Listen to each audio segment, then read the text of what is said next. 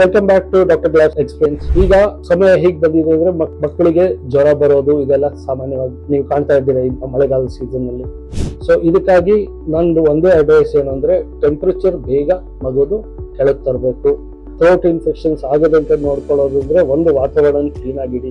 Simple ಆಗಿ vinegar ಮತ್ತೆ baking soda ಇದೆ, ಇದರ ಮಿಶ್ರಣ ನೀರಲ್ಲಿ ಹಾಕ್ಬಿಟ್ಟು ಅದರಲ್ಲಿ ಒರೆಸಿದ್ರೆ ನಿಮ್ ವಾತಾವರಣ ಬೇಗವಾಗಿ ಸ್ವಚ್ಛವಾಗಿ ಮಾಡ್ಬೋದು.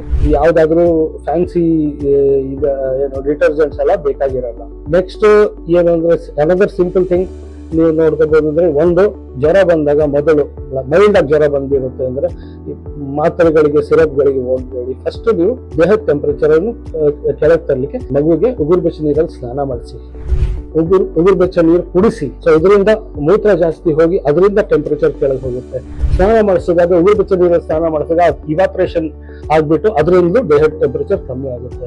ಸೊ ಇದು ತುಂಬಾ important. As a home remedy this is the first important step. ಅಷ್ಟರಲ್ಲಿ ಇದು ಆಗದೆ ಟೆಂಪರೇಚರ್ 101, 102 ಮುಟ್ಟಿದೆ ಅಂದ್ರೆ ಆವಾಗ ನೀವು ಪ್ಯಾರಾಸಿಟಮಾಲ್ ಇಲ್ಲ ಬೇರೆ ಮೆಡಿಸಿನ್ಸ್, ಪೀಡಿಯಾಟ್ರಿಷಿಯನ್ ಕೊಟ್ಟ ಮೆಡಿಸಿನ್ಸ್ ನೀವು ಯೂಸ್ ಮಾಡ್ಬೋದು. ಹಾಗೆ ಆ ತರ ಟೆಂಪರೇಚರ್ ಬಂದಾಗ ನೀವು ಅಫ್ಕೋರ್ಸ್ ನಿಮ್ಮ ಪೀಡಿಯಾಟ್ರಿಷಿಯನ್ ಹತ್ರ ಹೋಗಿ, ನಿಮ್ಮ ಚೈಲ್ಡ್ ಸ್ಪೆಷಲಿಸ್ಟ್ ಅವರೇ ನಿಮ್ಮ ಮಗುದು ಪ್ರಥಮ ಚಿಕಿತ್ಸೆ ಕೊಡುವವರು. ಅದ್ರಲ್ಲೂ ಆಗ್ಲಿಲ್ಲ ENT ಪ್ರಾಬ್ಲಮ್ಸ್ ಇತ್ತು ಅಂದ್ರೆ ನನ್ನ ENT ಗೆಳೆಯರ ಹತ್ರ ಹೋಗ್ಬೋದು. ಇಲ್ಲ ನೀವು ಇಲ್ಲೇ ನಮ್ಮ ಬೆಂಗಳೂರು ಸುತ್ತಮುತ್ತ ಅಂದ್ರೆ ನನ್ನ ಕ್ಲಿನಿಕ್ಗೆ ಬರ್ಬೋದು. ನನ್ನ ನಂಬರ್ ಇಲ್ಲೇ ಇದರಲ್ಲೇ ನನ್ನ ಇಲ್ಲಿ ಮೇಲೆ ನಿಮ್ಗೆ ನಂಬರ್ ಕಾಣುತ್ತೆ. ಆ ನಂಬರ್ ನೋಟ್ ಮಾಡ್ಕೊಳ್ಳಿ. ನನಗೆ ವಾಟ್ಸ್ಆಪ್ ಅಲ್ಲಿ ಒಂದು ಮೆಸೇಜ್ ಮಾಡಿದ್ರೆ ನಿಮ್ಗೆ ಅಪಾಯಿಂಟ್ಮೆಂಟ್ ಕೊಡ್ತೇನೆ ತಕ್ಷಣ. Thank you.